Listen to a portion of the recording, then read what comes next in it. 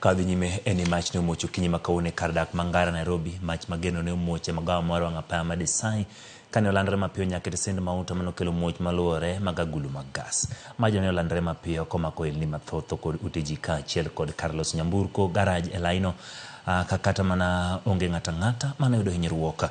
Nonro chak time wi chakruok mar mach seche ma jodak dwaro mondo rid chike mag uso gas machiegni kod kuonde ma oganda odakie.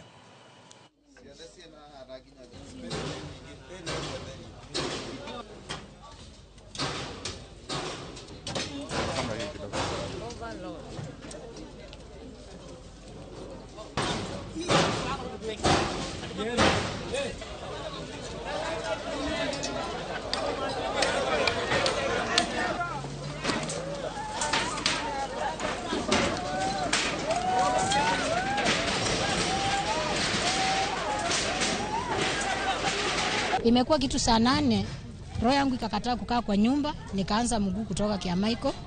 Kufika hapa Equity, nikasikia mlipuko ya kwanza, ya pili, nikaanza kupanda. Kufika hapo ikazidi, nikarudi Equity.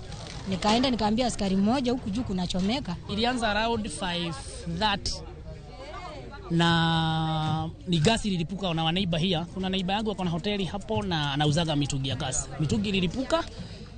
Na hiyo mtungi ikilipuka ilikuja ikaanza ikilipuka inaangukia gari. Ikianguka inaangukia gari. So ilishomeka. Gari zilikuwa mingi, zingine zilijaribu kuseviwa, zingine zikatolewa nje na zingine zilikuwa na kitu kama cut off, haionekani funguo, iko na shida ya kustart. Hizo sasa unaona zimeshomeka. Tumeenda hasara ya ufa 755 to 7 million hapo. Ule mtu alikuwa huku hiyo masaa nione the washman. Nilipata sima moto kama already wanazima moto.